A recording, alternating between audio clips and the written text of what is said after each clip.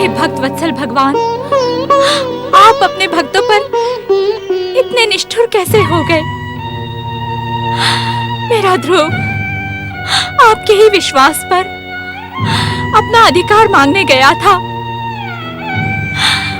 परंतु ज्ञात नहीं और कितनी परीक्षाएं देनी पड़ेंगी आपका अधिकार प्राप्त करने के लिए। हे दया के सागर, हे सच्चिदानंद, हे कृपा निधान, मेरी और कोई इच्छा नहीं मेरी। केवल मेरे पुत्र को मेरे पास भेज दे, केवल मेरे ध्रुव को मेरे पास भेज दे।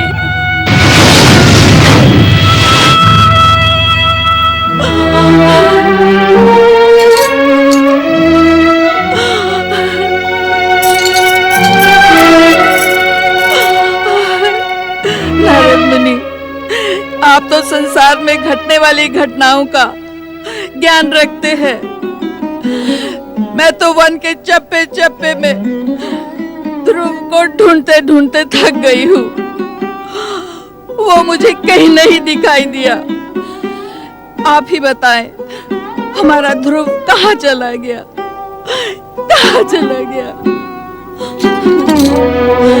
अपने पिता उत्तानपाद और विमाता सुरुचि से अपमानित होकर हमारा पुत्र वन में कहीं चला गया। कंपिला वासियों से ये समाचार सुनकर मैंने आसपास के सभी वन ढूंढ डाले, किंतु पुत्र ध्रुव का कहीं पता नहीं चला। देखिए ना बिटिया रानी, सारे संसार का ज्ञान रखने वाले नारद मुनि भी कुछ नहीं कह रहे हैं। बताए देवर्षि, बताए, कहाँ है मेरा पुत्र? कहाँ है मेरा ध्रुव? कहाँ है मेरे हृदय का टुकड़ा?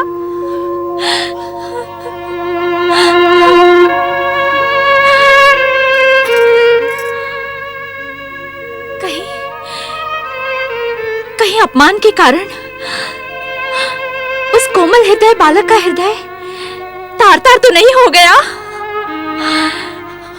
कहीं उसने अपने प्राण तो नहीं त्याग दिए? ऐसे अशुभ वचन अपने मुख से न निकाले महारानी सुनीति।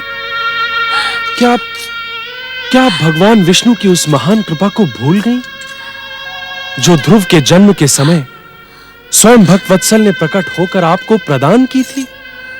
मैं कुछ नहीं भूली हूँ देवर्षि, किंतु ध्रुव के ना रहने के कारण मैं विक्षिप्त हो गई हूँ। स्मरण करें महारानी सुनीति कि ध्रुव के जन्म नक्षत्र के समय भगवान विष्णु ने क्या भविष्यवाणी की थी।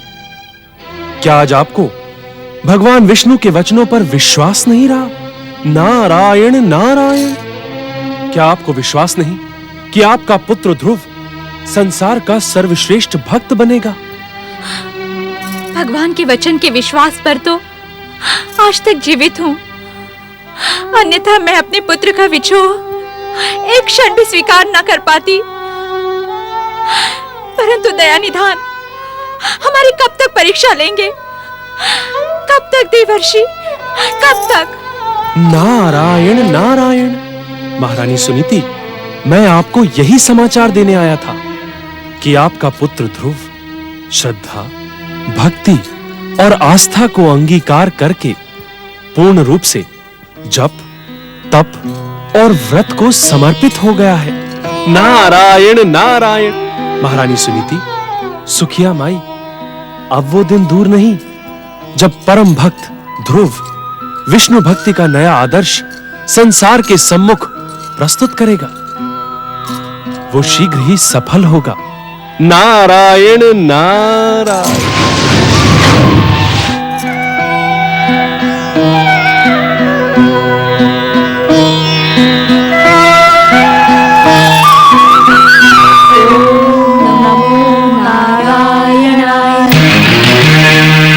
जय श्री हरि, जय श्री हरि, जय श्री हरि, जय श्री हरि, जय श्री हरि, जय श्री हरि। मैं भी आपका पुत्र हूँ पिताश्री। मुझे भी अपनी गोद में बिठाकर मुझे मेरा अधिकार प्रदान कीजिए।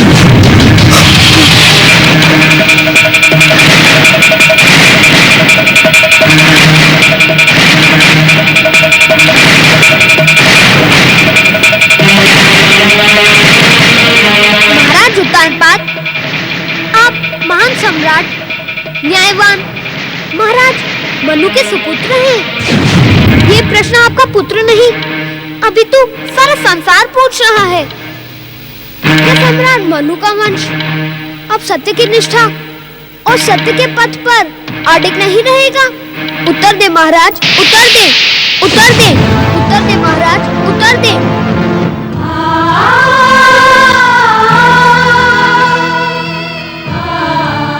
मुझे भली भांति ज्ञात है पिताश्री कि कोई पिता अपने पुत्र के प्रति निष्ठुर नहीं होता। मेरी विमाता का क्रोध मुझे मेरे अधिकारों से वंचित नहीं कर सकता। जिस प्रकार आपने अनुज उत्तम को अपनी गोद में बिठाया है, उसी प्रकार मुझे भी अपनी गोद में बिठाकर मुझे अपना अधिकार प्रदान कीजिए।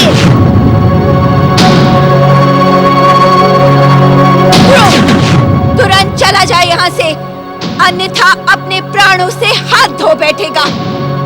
यदि तुझे महाराज की गोद में बैठने का अधिकार प्राप्त करना है, तो तुझे भी उत्तम के समान मेरी कोख से जन्म लेना होगा। मेरी माता भी आपसे पहले महाराज की प्रिय पटरानी थी। आपको पटरानी बनाने के लिए मेरी महान माता ने जो त्याग किया, आप उसको भूल गई? ध्रुव, तुम्हें हमारी गोद में बैठने का अधिकार कदापि प्राप्त नहीं होगा। चले जाओ यहाँ से, चले जाओ यहाँ से, चले जाओ यहाँ से।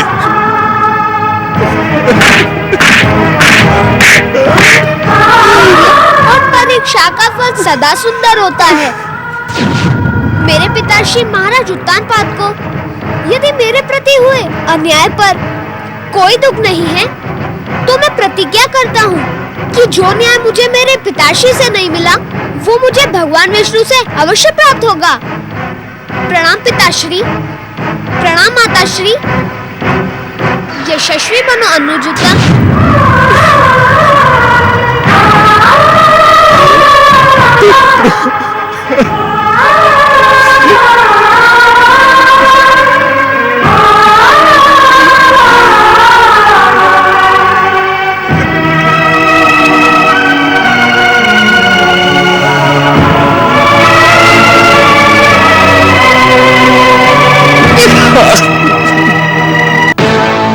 क्या था ध्रुव? मेरी इस विवशता का कारण क्या है? प्रिय पुत्र ध्रुव,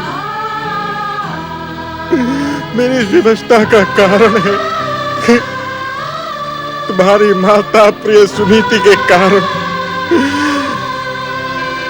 सुरुचि को दिया हुआ मेरा वचन। मैं मनुवंशी उत्तानपाद अपने दिए हुए वचन से विमुख कैसे हो सकता? इसी कारण पुत्र, इसी कारण मैं तुम्हें तुम्हारा अधिकार न प्रदान कर सका, न प्रदान कर सका। नारायण नारायण। प्रणाम देवर्षि। देवर्षि, मैं अपने किए पर अत्यंत दुखी हूं। दुख और पश्चाताप की काली छाया ने मेरे जीवन की सुख शांति छीन ली है। इस समय आपने मुझे दर्शन देकर मुझ अभागे पर महान उपकार किया है। कृपा करके मेरा मार्गदर्शन करें देवर्षि। नारायण नारायण। सत्य तो ये है महाराज उत्तानपाद कि अपनी इस दुर्दशा के दोषी आप स्वयं हैं। महारानी सुनीति ने जब आपको सुरुचि से विवाह के लिए विवश किया, तब भी आपने अपने नीति सम्मत स्वतंत्र विचारों का प्रयोग नहीं किया। और अपने बनाए एक ऐसे दुष्चक्र में पड़ गए जिससे बाहर निकलना स्वयं आपके लिए कठिन हो गया। देवर्षि, महाराज उत्तानपाद, ऐसी ही भूल आपसे पहले आपकी महारानी सुनीति ने की थी, जिसका परिणाम वो अब तक भुगत रही हैं। एक विष्णु भक्त पुत्र को जन्म देकर भी पुत्र वियोग से दुखी है। ये आप क्या कह रहे हैं देवर्षि? सुनीति पुत्र वियोग से दुखी है? क्या हमारा प्रिय ध्रुव अपनी माता के पास नहीं है? कहाँ है वो? कहाँ है वो देवर्षि?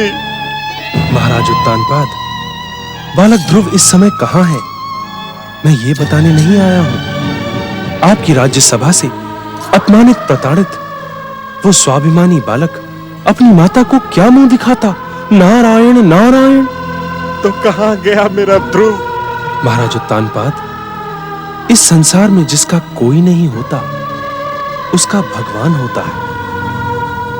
उस बालक को उसके जन्म नक्षत्र के समय स्वयं जगदीश्वर भगवान विष्णु ने ध्रुव का परम पावन नाम प्रदान किया था। ध्रुव अपनी ध्रुव भक्ति और अपने जन्म सिद्ध अधिकार को प्राप्त करने उन्हीं जगत पालक जगदीश्वर की शरण में चला गया है। अर्थात मेरा ध्रुव। इस अर्थात के अर्थ में न उलझे महाराज उत्तानपाद।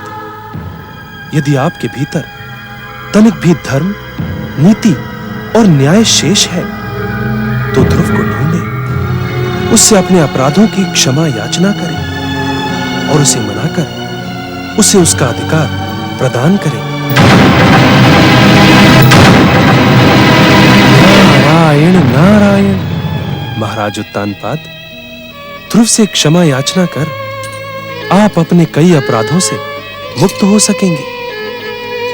अब विलंब न करें, जाएं, ध्रुव को लौटा कर लाएं। जाएं, ध्रुव को लौटा कर लाएं। ध्रुव को लौटा कर लाएं महाराज। ध्रुव को लौटा कर लाएं। ध्रुव को लौटा कर लाएं। ध्रुव को लौटा कर लाएं। ध्रुव को लौटा कर लाएं।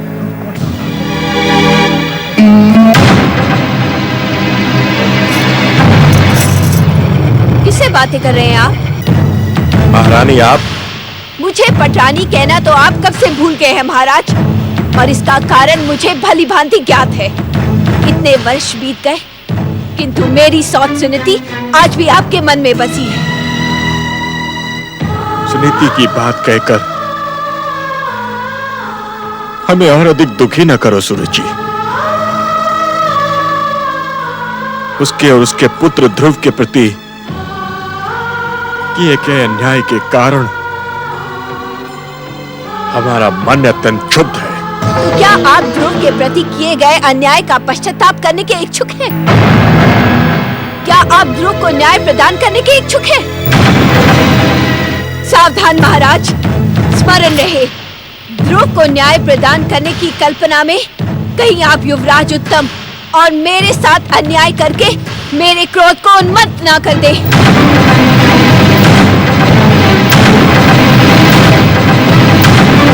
तुम्हें न्याय प्रदान करने और प्रसन्न रखने की इच्छा के कारण ही तो हम अब तक शांत हैं। शांत ही रहे तो आपके हित में होगा महाराज। सुरुचि, उत्तेजित होना मुझे भी भली भांति आता है महाराज। आप मुझे उत्तेजित होने के लिए विवश न करें। सुरुचि, तुमने अपना इच्छित सब कुछ पा लिया, अब क्यों हम पर व्यंग बाण बरसा रही हो? क्या मेरी सौत सुनीति ने आपको इतनी रात गए कोई संदेश भिजवाया था? चकित होकर अनभिज्ञ बनने का प्रयास न करें महाराज, मैंने अपने कानों से सुन लिया है। अभी अभी आप एक पुरुष से सुनीति के विषय में बात कर रहे थे। मुझे जागता देखकर वो यहाँ से भाग गया। कौन था वो? ये तुम्हारा भ्रम है पटरानी। सुनीति का संदेश लेकर यहाँ कोई नहीं आया था। मैं अपने कानों की सुनी को अनसुनी कैसे कर दूं महाराज? सत्य कहें, क्या आपने महामंत्री को कारागृह से मुक्त करवा दिया है? क्या सुनीति का हित चिंतक, वो अभागा मूढ़ बुद्धि महामंत्री इस समय सुनीति का आदेश लेकर आया था? अपनी कल्पनाओं को विराम दो पटरानी, और यदि तुम्हें हमारी बात पर विश्वास नहीं है तो इसी समय कारागृह में जाकर देख लो। महामंत्री के कारागृह में होने की बात पर तो मैं विश्वास कर लूं, किंतु इस बात पर मुझे तनिक भी विश्वास नहीं कि इस समय हमारे कक्ष में आपसे कोई मिलने नहीं आया। आप मुझसे असत्य ना कहे महाराज। मैं इस विषय में तुमसे कोई बात करने का इच्छुक नहीं हूँ।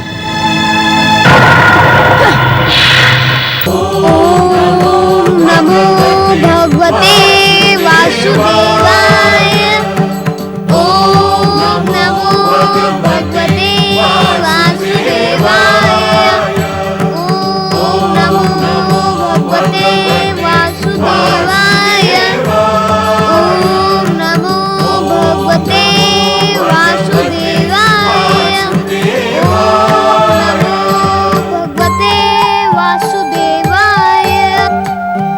ओम नमो भगवते वासुदेवाय। ओम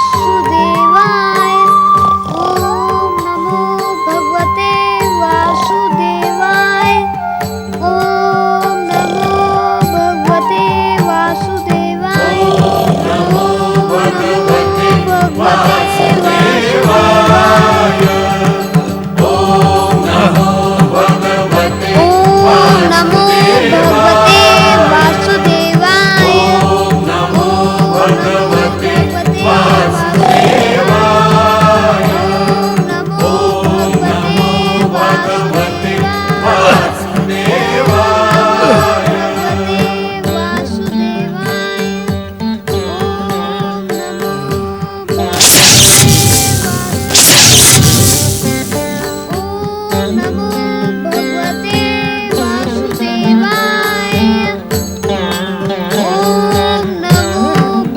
भगवते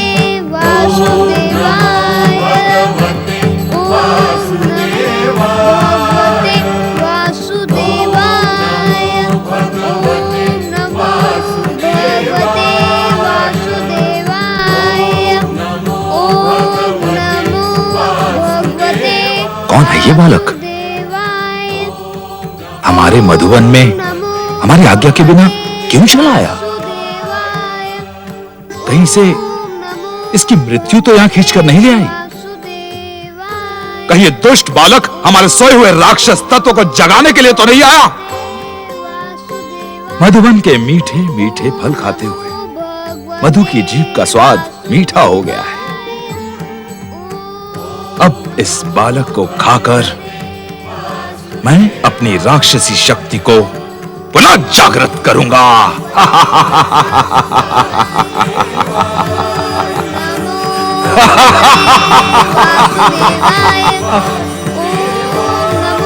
दुष्ट बालक, कौन है रे तू? ओम नमो भगवते वासुदेवाय। उत्तर दे, अन्यथा एक ही प्रहार में तुझे समाप्त करके अपना निवाला बना डालूंगा। ओम नमो भगवते